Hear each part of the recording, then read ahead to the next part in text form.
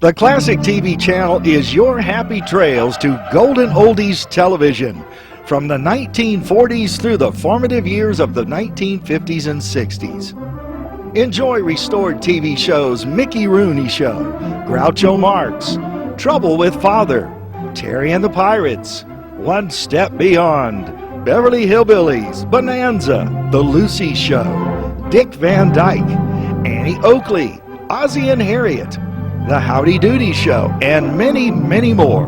Binge your night away. So return with us now to those golden days of yesteryear.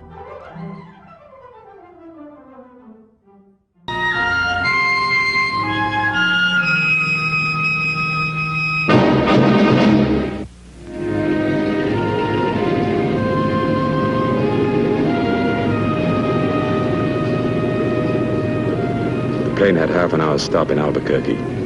Time enough for a fast breakfast. Then I saw the headline. Cooch was a very good friend. He'd always told some pretty tall stories, but this time I had the feeling he'd gone too far. In fact, far enough to get into serious trouble. I headed for the Circle J Ranch. Dallas would have to wait.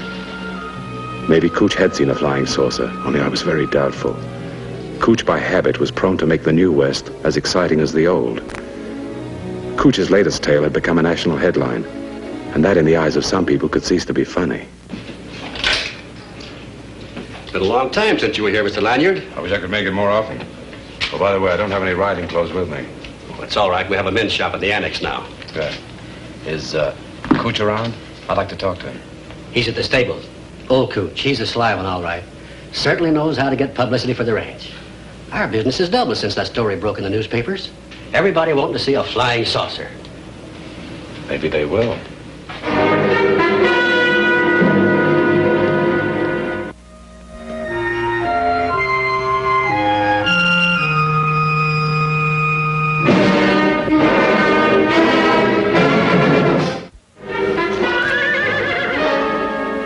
I found Cooch spinning a tale for some Indian boys. He hadn't changed. Neither had his stories. This here Indian, he walked into the group. He swelled up his brisket and gave out with a whoop that bounced around the valley and dang near on to 2 turns of the moon. And then that lovely flower of a girl came a-running slap dab into his arms. Mike Lanyard, you old dude. Right, boys, see you later. I bet the last 5 generations of Apaches have heard that story. Yeah, more like 6. Seems you've heard it a couple of times yourself. Yeah. Yeah, don't look much different, boy. Just as puny as ever. What brought you out to a man's country? You? And what I read in the papers? I'm giving the straight skinny about that, Mike. Huh? I seen it just before dawn. I seen it come down, that saucer thing. Whoosh! That made these jet boys look like they was driving a plow horse.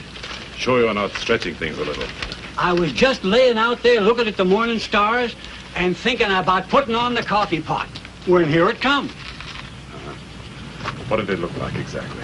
Well, it was drowned, fire coming from all around, and it made a gosh-awful hissing sound. It'd go this way a spell. This time he's come up with something even more fascinating.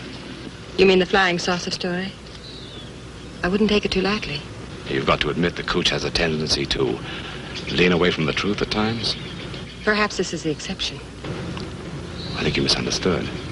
Perhaps, Mr. Lanyard. You see, I've the feeling you're poking fun at my uncle. And even if you're right, I don't like it. May I ask what's so funny? You. I've known Cooch for a long time. I've heard him tell some pretty tall stories, and it never bothered me. This morning when I read his statement in the papers, I was amused. And then I realized that perhaps he might need me, so I... Why would he need you? For 2 reasons. If his story's true, he's probably the only living person who's been that close to a saucer. And maybe that isn't healthy. And if it's not true, he'll have a lot of explaining to do to the authorities. I'm terribly sorry. I'd never thought about it that way. I'm glad you're here.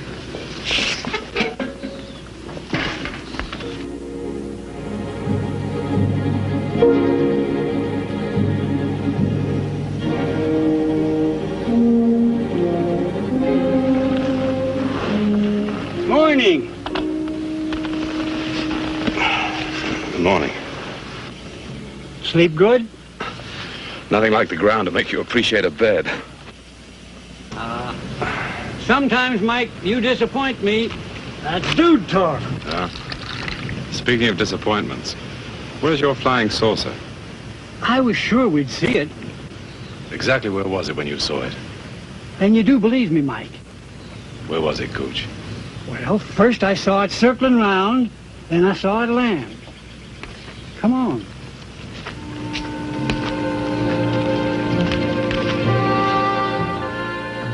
I wondered how long it would take Cooch to tell me it was all a joke, but he played it straight. He walked me over some rough ground and he told me how he'd spotted the saucer. Cooch had to be kidding, and I knew it. I also knew that I had to find a way to keep him out of the trouble he was headed for. There's where I seen it, right over there. Let's go see if it left any marks. It couldn't have left a mark. Oh, why not? Because, Mike, it never touched the ground. It sort of hung suspended, just about 2 feet over the ground. What about the men you said you saw? They got off the ship. They had big heads and tiny bodies. Let's check for their tracks. Or were they suspended too? Okay, Mike. I didn't see any men. I made that up. But honest, I seen the saucer. It was plain as day. It didn't stay more than a minute, but I swear it's like I say. It landed and hovered over the ground. I guess I was so scared I froze to the earth. But I saw it, and you've just got to believe me. I can't say that I believe you, Cooch. I can't say that I don't. But you and I have a job to do, and we better do it fast. What kind of a job, Mike? Well, you realize, of course, that by now your story's been flashed all over the world. I didn't know it would be when I told the local reporter, but I guess you're right. And you know that so far no one's ever come up with an answer to flying saucers. Guess so. Out here, Cooch, sleeping on the ground, looking up at a sky filled with stars, a man's imagination can run away with him. It gets so that anything seems right and possible. I don't blame you, Cooch. But I want to be sure no one else does.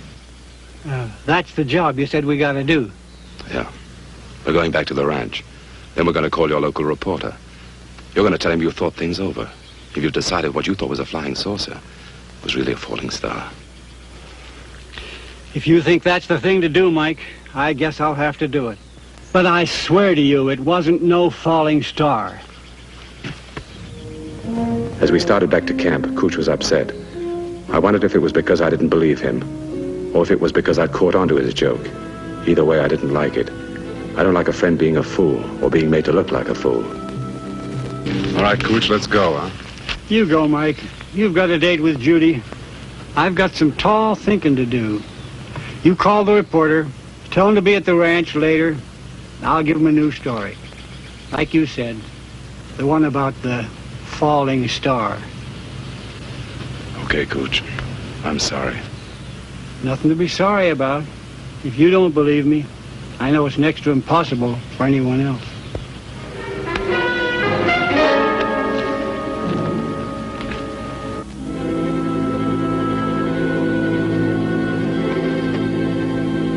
That afternoon, Judith gave me a taste of the past.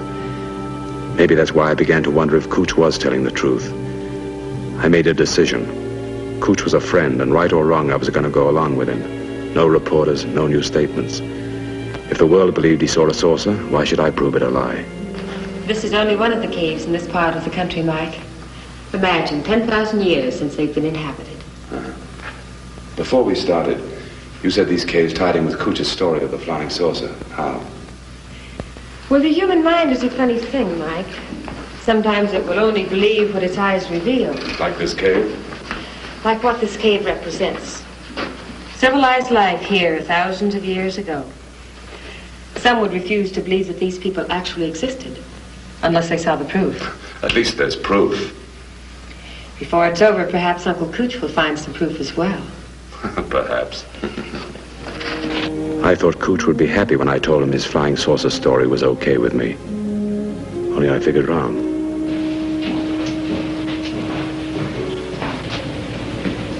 I tell you, it's fantastic. Carter found Cooch's horse, but Cooch was nowheres around. He wouldn't leave his horse in the desert. I know. Mike, what time did you leave, Cooch? Early this morning. He said he wanted to do some thinking. He said he'd get back to the ranch later. Did he seem okay? Yeah, he seemed okay. I knew those flying saucer stories would get him into trouble. Don't do a man any good to talk too much. He'll be back. I think you're taking this too seriously. Do you really, Mike? Remember, you said it might not be healthy. I'm worried. In fact, I'm frightened.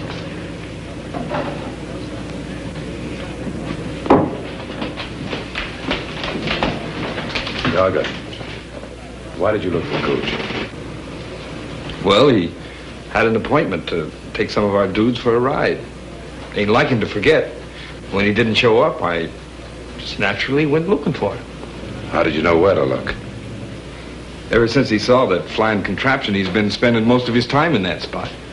And? Well, I found his horse and no sign of him. Then circled a mile or so in each direction, still no sign of him. Then I headed back to the ranch. It's like Kelly says. It ain't healthy to talk about them flying things. Mike, what do you think? What should we do? Let's go and examine the place carefully. There has to be a solution. It doesn't have to be a flying saucer.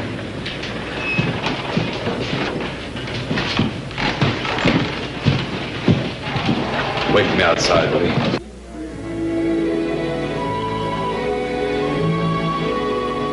I didn't know what it was all about, but I wanted to find out. Then I saw the army, and by their manner I knew they weren't on a holiday. And I got a break. I recognized the colonel. He was an old friend, Shag Davis. We'd known each other when a jet was still a blueprint. Hello, Shaggy. Mike Lanyard. Well, of all people. Haven't seen you since Anzio was 44. That was 3 promotions ago. Congratulations. Thanks. What are you doing these days? Right now, the same thing that you are. Looking for Cooch Jeffords. Your being here, is it official? Yeah. And I think we'd better have a talk.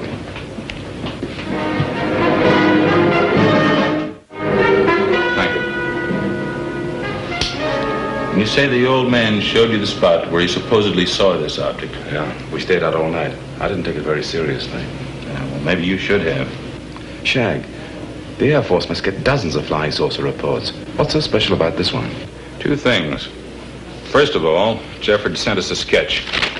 It's crude, obviously the work of a novice, but it ties in with the experts' designs of the type craft that might be capable of such performance. And the second thing? It was 3 days ago that Jeffords said he saw the craft, 5:44 a.m. Well, Cooch didn't mention the time. He didn't have to. At that moment, our radar screens picked up the same object in the same locality. It was flying at well over 2,000 miles an hour. What do you think? I'm Air Force, Mike. We want to know. I suppose I should have taken him more seriously. All I know is we have to find him. He has to tell us everything that happened. After that, maybe we'll have enough facts to start, as you say, thinking. Cooch told me the ship never landed. It stayed about 2 feet off the ground. I didn't believe him. According to our electronic engineers, that's very possible. You know, Mike, when something hits your radar screens at over 2,000 miles an hour, you quickly learn to believe things that might otherwise be incredible. Right now, I need Cooch Jeffords. We headed for Cooch's camp.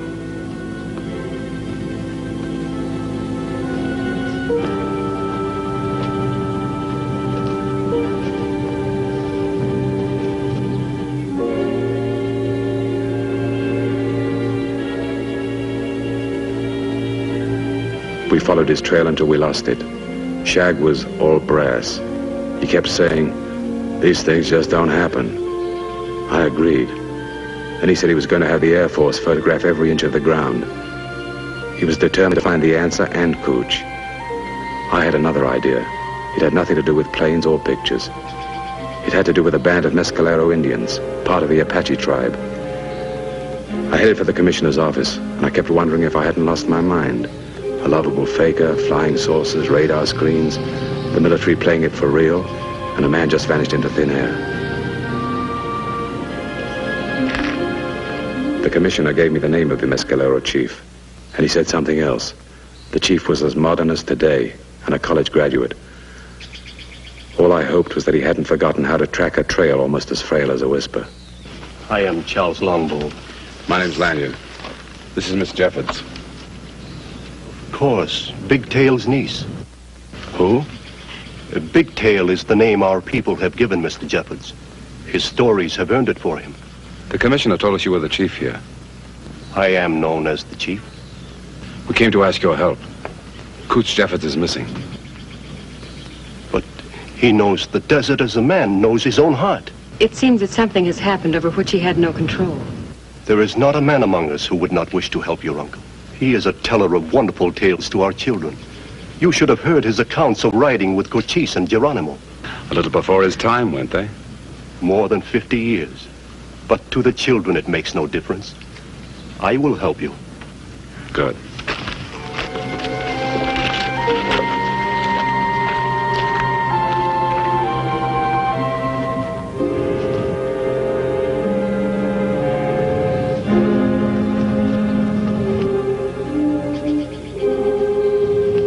Longbow hadn't forgotten how to follow a trail. He followed Cooch's prints for at least 2 miles, then even he lost them. Longbow suggested we start afresh the next day. It wasn't hard to see that he was worried. The next day we started out again. This time Shag joined us. The result was the same. Longbow again lost the trail. I began to wish I'd never left Cooch. I didn't know where he was, but I felt that if I hadn't left him, this might never have happened.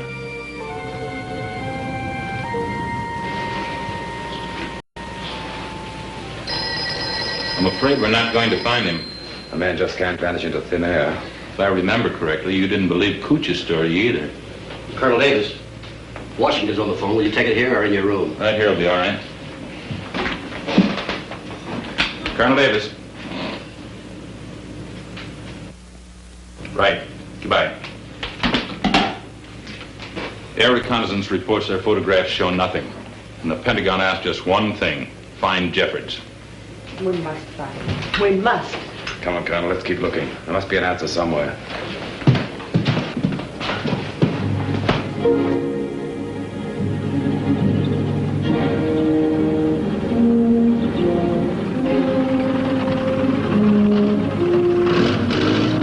For days we'd been searching for Cooch without any success, and the Air Corps hadn't been any more successful.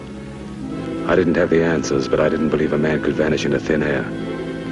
I suggested searching the caves. Anything was better than just waiting and wondering. We went through several caves. I was almost ready to call it a day, but I couldn't. I knew I'd never be able to forget Cooch's face when I'd said, "We'll call it a falling star." I wasn't very proud of myself. Then we found a cave almost hidden. If this was it, what besides Cooch would we find? But it was like all the others, empty. These caves are very interesting. I'd like to come back again sometime when my mind's more at ease.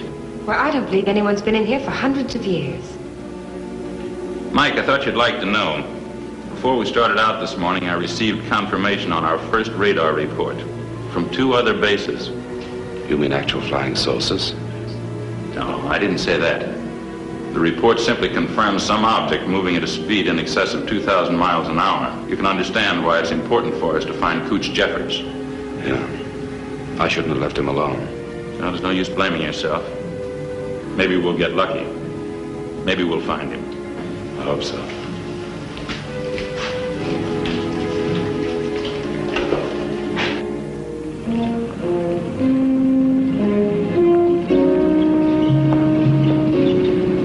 We went through 2 more caves, turned up nothing. It was as though a saucer had returned and taken Cooch away. I didn't like it when I thought about it. We entered the last cave in the desert. None of us expected anything. We were just going through the motions. Then I heard a noise or a voice.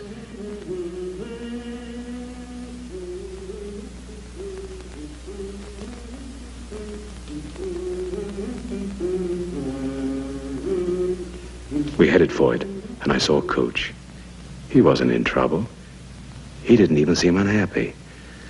I had been responsible for his disappearance, so I turned to Shag and said, He doesn't look any the worse for wear. How can he possibly explain this ridiculous action? Believe me, he'll have an answer. Do me a favor, will you? What? I was responsible for his disappearance. Let me handle it. It's irregular, Mike. But you've got the ball. Thanks.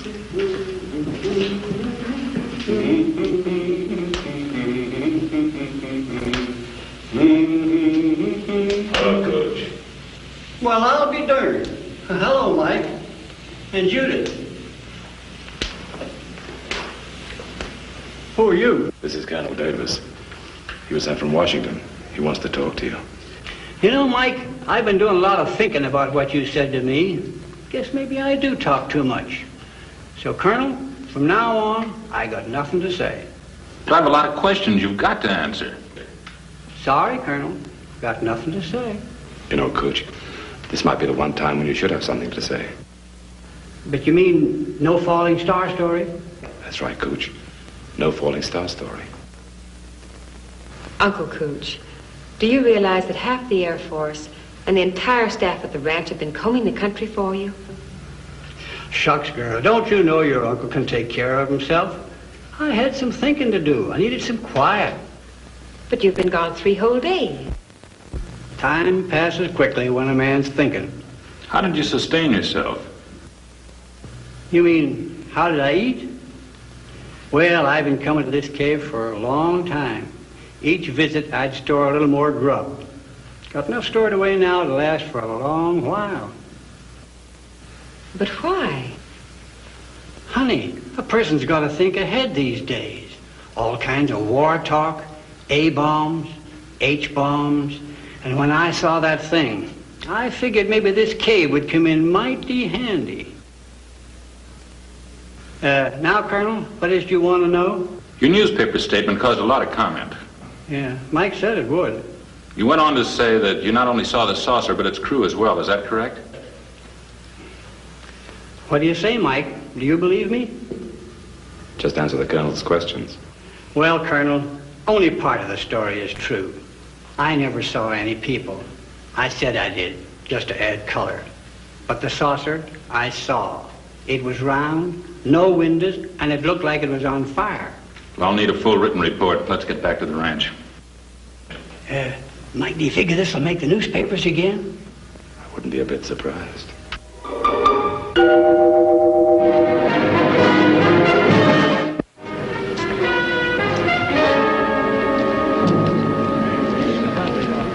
Uncle's become somewhat of a celebrity. Well, that's right. And from the look of him, he's not going to let his public down. I only wish you'd settle down long enough to answer a few questions for me. What do you expect? It's not every day a man sees a flying saucer. Then you do believe him? Huh? Who am I to doubt it? Especially when radar reports confirm unknown objects flying at over 2,000 miles an hour. Colonel, do you believe in flying saucers? It isn't important what I believe, young lady. It's only important when men like your uncle can give us clear reports on what they've seen or found. Then over a period of time, we can eliminate the imaginary part and sift out the facts. Those facts will eventually do away with conjecture and become workable and usable knowledge. God willing. Well, I know I saw a flying saucer. Who knows?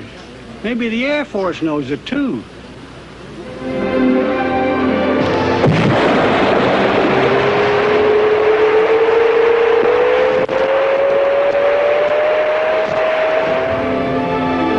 around a while, Mike.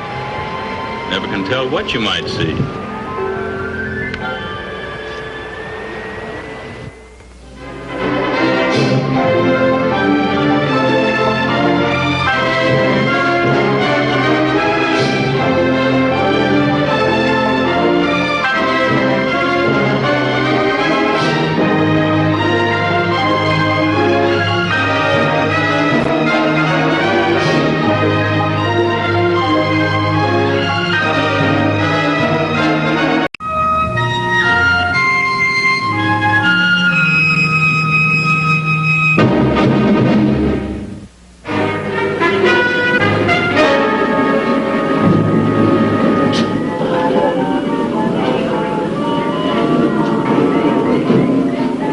Traveled several hundred miles to spend a holiday week with 2 old friends of mine, Jarveau and Jarvette. They do a clown act with a small traveling tent show, and the show always headquarters on the grounds of a large amusement park. This time it was no different. And I saw Jarveau. He'd been doing the same thing a year ago when I left him. It was good to see him again. And from his greeting, I knew he felt the same way.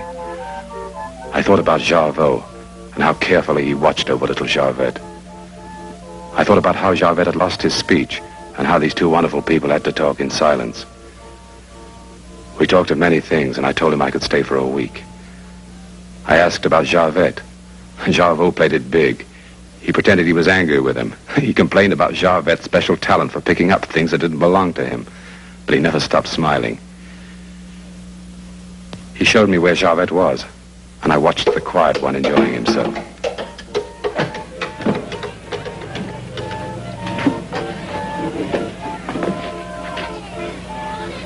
And I saw something else and said, up to his old tricks.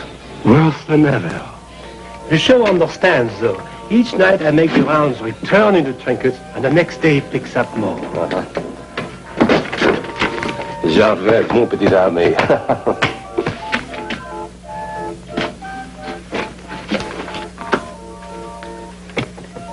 Yes, I'm staying.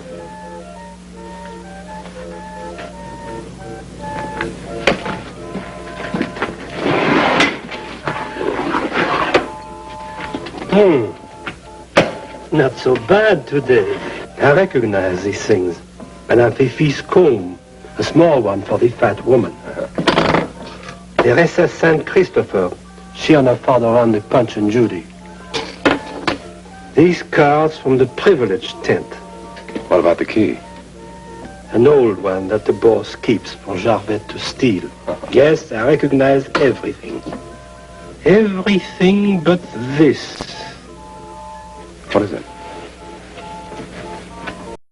Frank Gibson, investigator. Federal Insurance Company. I didn't want to alarm Jarveau, but I felt that Frank Gibson could mean trouble. The man he bumped did not like it. He'll like it even less when he finds out what he's lost.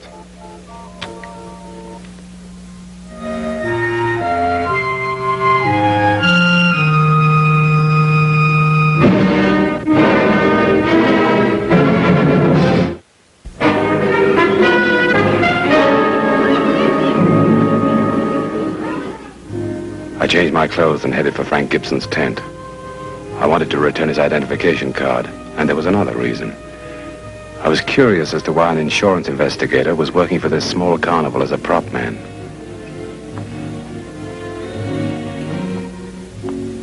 You waiting for me?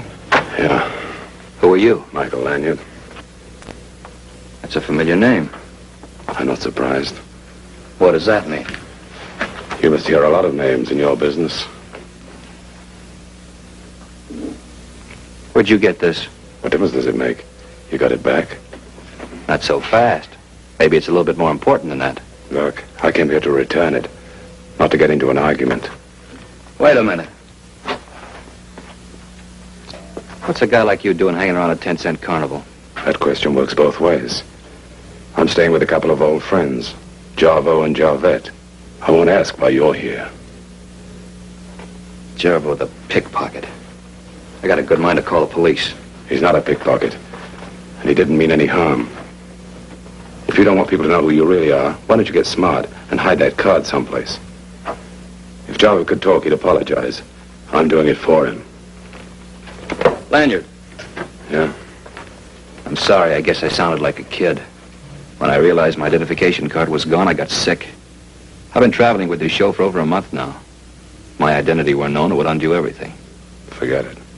Jarveau can't talk. You're on your own. Maybe. I'll have to think about it. If I come up with the right answer, perhaps I'll give you a call. Not me. I'm on vacation. You got anything against money? Money? No, nothing. Unless it interferes with my plans.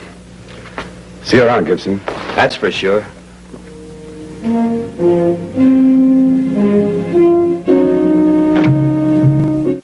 The next day I headed down the Midway, and I heard someone who sounded friendly. Good morning. Good morning. You weren't passing by, were you? I was. But I can see now it would have been a mistake. Like to play? Might be interesting. 3 balls for 25 cents. Knock any one of those piles of milk bottles off the stand and win yourself a Ruby doll. That's hard to do. Sometimes, unless you have a hop on your fast one. Or can throw a curve. Any way at all. Use your best shot.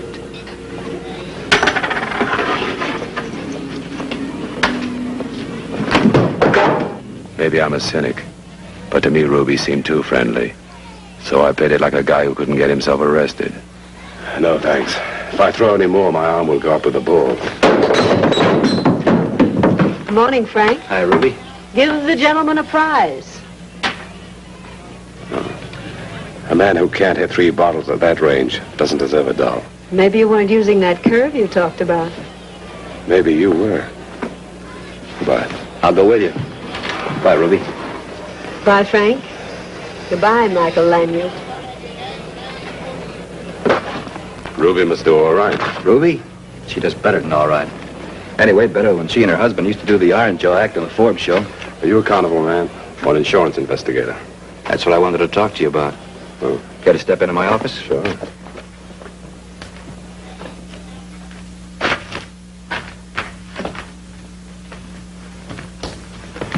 First of all, I want to thank you for the way you handled that card of mine. Could have been embarrassing. Oh. You were going to tell me what you're doing here. I wasn't sure till you arrived. I'm on vacation. Java and Javette are old friends of mine. I visit them every year. Let's stop clowning, Lanyard. I should have waited for the contact, but you made me, so I can't. So let's talk a deal. All right. Let's talk a deal. 25%, no questions. That would amount to how much? 25 grand. You're talking about $100,000? I'm talking about the score made in the Buffalo armored car holdup about 8 months ago. You mean that money's here? Like I said, I wasn't sure till you arrived. What were you doing until I arrived? Waiting for a break. You sure it's here? That's the way we got it figured. My company's already paid off the full amount to the insured armored car people. They'd be very happy to get back 75 grand. Uh-huh. What do you say? I'll think about it. Do that. Let me know what you decide. The offer's only good overnight.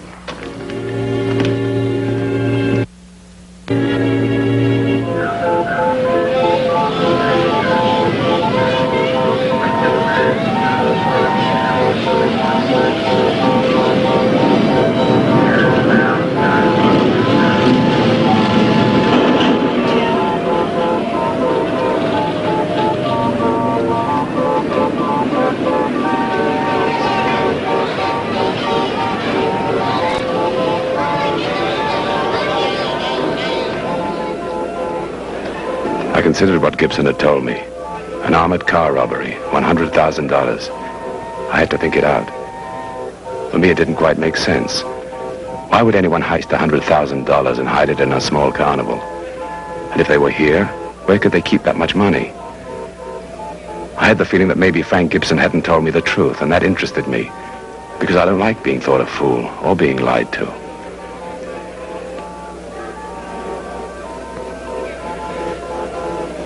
Javo had told me that Javette spent many hours each day with Teresa and her father. They were teaching him about Punch and Judy. I decided to introduce myself to them. Hello there. I'm Michael Lanyard. Hello, Mr. Lanyard. Jarvo told me about you, and Jarvette in his way talks about nothing else. Oh. You must be the Teresa of the St. Christopher medal, huh? Yes, and this is my father. Mr. Lanyard. How are you? I enjoyed your show.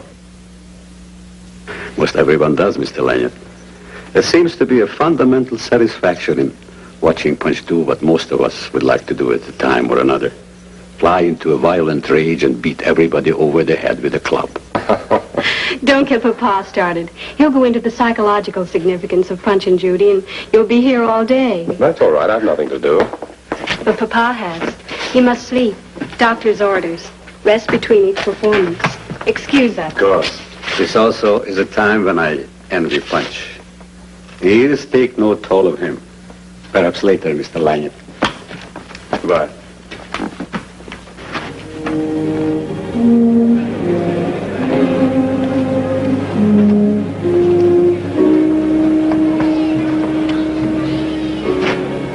They were nice nice people, but I hadn't been able to forget Frank Gibson. And I saw Frank and Ruby. I started guessing again, but there's no law that prevents a man from kissing his girl. Only I couldn't help wondering if she was his girl, or was she his partner? And now, ladies and gentlemen, Jarbo and Jarvette.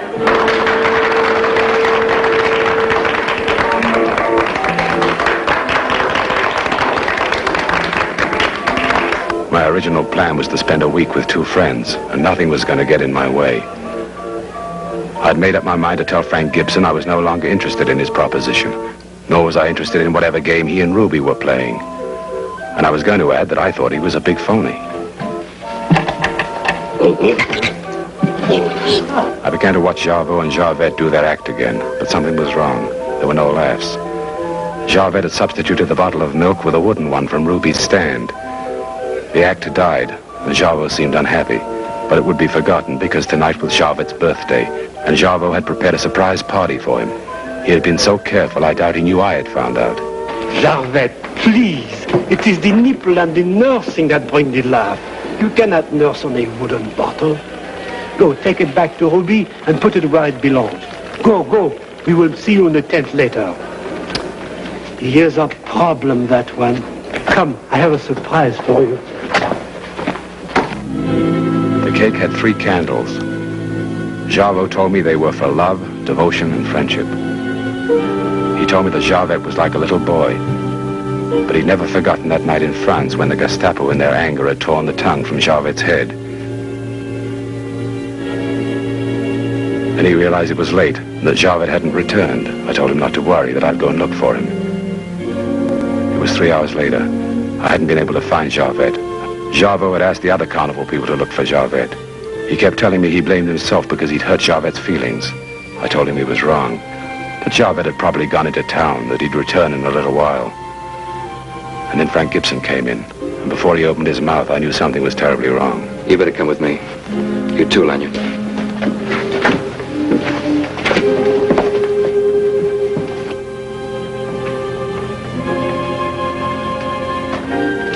Gibson took us to the main tent, and then we saw him. Jarvette was dead. As I looked, I started to burn. I wanted to do anything that could change what had happened, but that was impossible. I told Gibson to call the sheriff.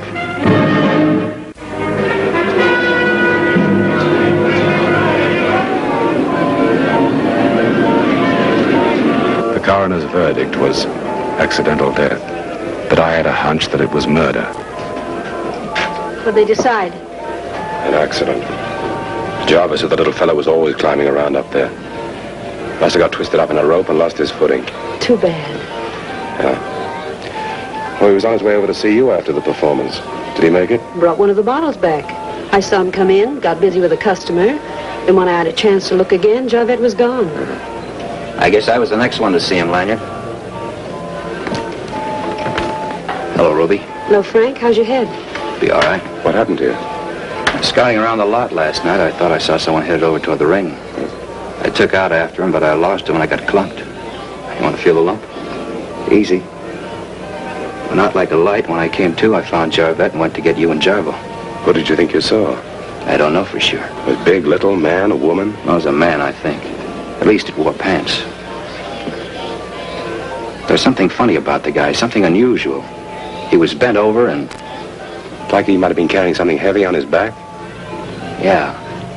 Like he might have been carrying something heavy on his back. By the way, that deal I offered you's off. That sock on the head ended it. You might be wrong, Mr. Gibson. The sock on the head might have started it. Thanks for telling me. I started by making a telephone call to the company that employed Frank Gibson. What I learned surprised me. I owed Gibson an apology. He was on the level. He'd worked for them for over 10 years. He was one of their top men. I said thanks. I made a second call to a friend of mine, an actor's agent. I described Ruby and told him she once did an Iron Jaw act with her husband. I told him to level with me. He did. And when he finished, I knew enough about Ruby to know it was time to have a serious conversation with her about 2 things. $100,000 and maybe murder.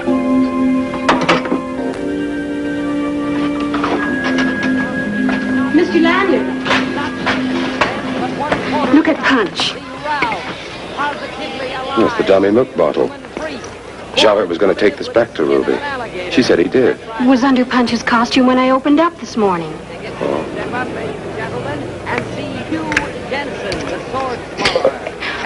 Money. Do me a favor. Call the sheriff. And don't mention this to anybody on the lot.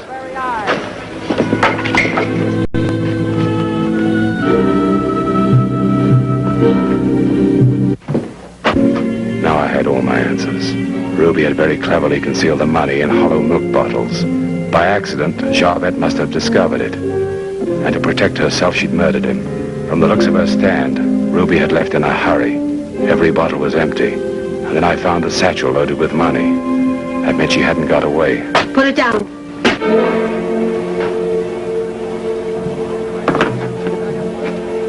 Now back away from it.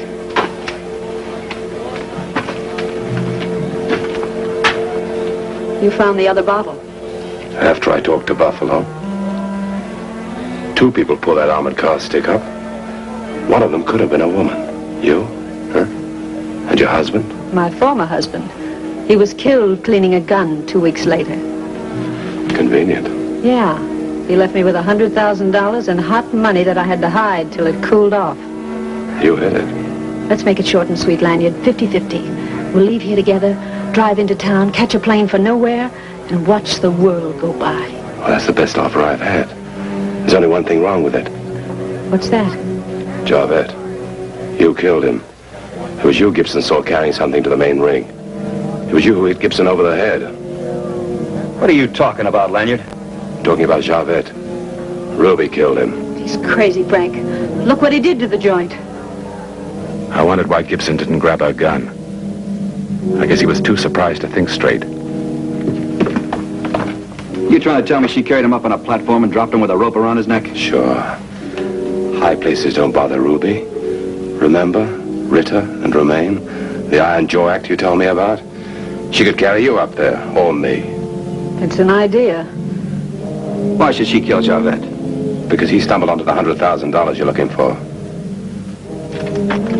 While you two dream up the rest of it, I'll be on my way. Why are you leaving, Ruby? Business. I'll get in touch with you, Frank. But if you want that $100,000, stay here and put the pressure on Lanyard. If you want that $100,000, better look in the case she's carrying. There's nothing in here that isn't personal to me. Of course. There's something awfully personal about that much money. What do you say, Ruby? If you touch this case, it's all off between us. If you can't trust me now... Ruby, it's just a...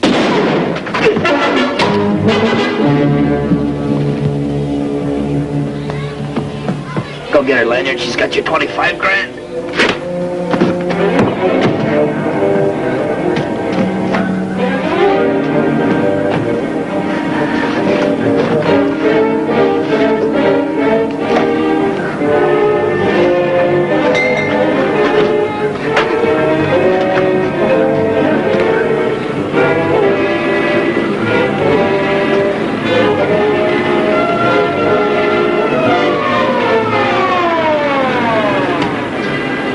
I knew Ruby couldn't get away. I've seen some rotten dames in my life, and she belonged at the head of the class. She hadn't hesitated a second when she shot Gibson. I got angry again. I thought about how cool she must have been when she murdered Javert, and she headed for the roller coaster.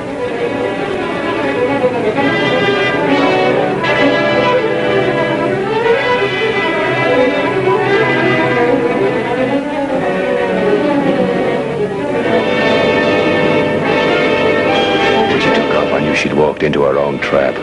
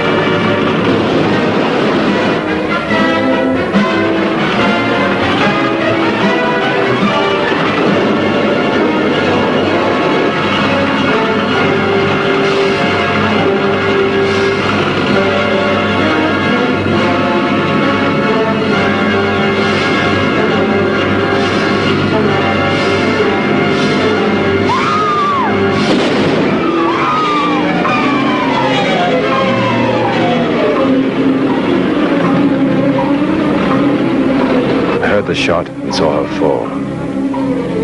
When I looked down at her broken body, I didn't feel sorry. I figured Gibson had just saved the state a lot of money, and that Jarvet's death in a small way had been paid off. The voyage continue in New York. You will be here day after tomorrow. Until then, I do not know. I've seen the act many times, Jarvo. I think I know the routine. Michael, will you do it? I'd like to, if you'll let me. Michel, mon ami.